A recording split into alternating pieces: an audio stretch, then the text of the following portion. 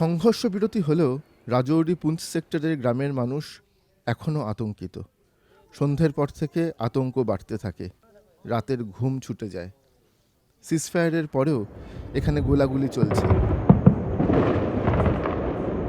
রাত ৮টার পর থেকে শুরু হয়ে যায় শেলিং, ভোর পর্যন্ত লাগাতার শেলিং চলতে থাকে।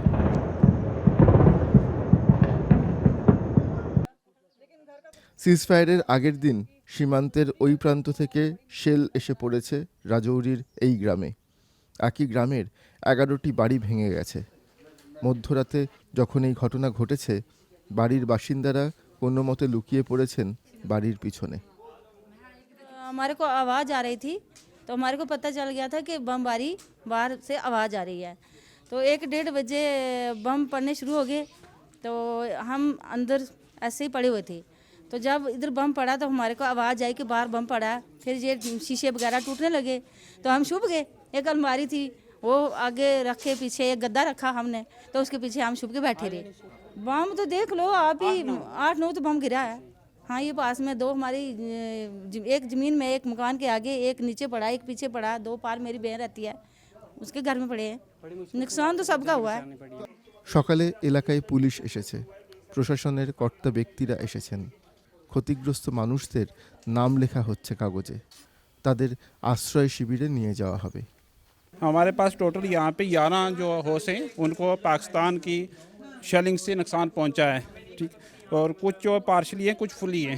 टोटल जो अफेक्टेड फैमिली है, अगर वो कुछ उसमें विलिंग हो चुकी है, उनको हम रजौरी जो हमने जो वहाँ पे कैंप बनाए हुए हैं, उनको अभी कुछ टाइम के बाद हम वहाँ पे शिफ्ट करने वाले हैं। মানুষ পালাচ্ছে।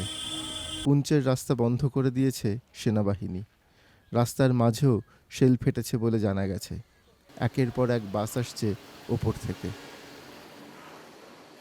পুঞ্চ গ্রাম এবং টাউনের মানুষকে নামিয়ে আনা হচ্ছে নিরাপদ আশ্রয়ে, আর উল্টো দিক দিয়ে এলওসির দিকে উঠে যাচ্ছে একের পর এক সেনা কনভয়। এক কাপড়ে ঘর ছেড়ে নিরাপদ আশ্রয়ের খোঁজে বেরিয়ে পড়েছে মানুষ। हमारे बच्चे डर रहे हैं, तो इसलिए हम दराल भी, हमारा मकान है, हम उधर जा रहे हैं। बच्चे ने कल से खाना भी नहीं खाया, ये बहुत रो रहे हैं, ये सोए भी नहीं रात को, इसलिए हम जा रहे हैं। तो क्या करें भाई, जान बचानी ज़रूरी है। घर तो फिर भी बन जाते हैं, लेकिन जान बचानी पहले ज़रूरी है। तो हम पहले दरहार रहते थे बेसिकली, तो हम यहाँ लगभग 30 साल हो गए आए हुए, तो हमने आज तक ऐसा कुछ नहीं देखा इधर, ये पहली बार ही है। জম্মু থেকে প্রায় ২৫০ কিলোমিটার দূরে পুঞ্চ সেক্টর, ভারত পাকিস্তান সীমান্ত। আর সেই পুঞ্চ থেকে সামান্য দূরে রাজৌরি সেক্টরে দাঁড়িয়ে আছি আমরা। এখান থেকে আর খানিকটা গেলেই পুঞ্চের এলওসি। গত 5 দিন ধরে লাগাতার আক্রমণ পাল্টা আক্রমণ চলছে এই অঞ্চলে। ইতিমধ্যেই 13 জন সাধারণ মানুষের মৃত্যু হয়েছে পুঞ্চ গ্রামে।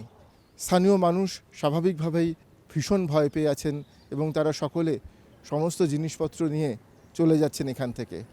ক্যামেরায় রউফের সঙ্গে আমি সমন্তক, ভারত পাকিস্তান সীমান্ত, রাজৌরি।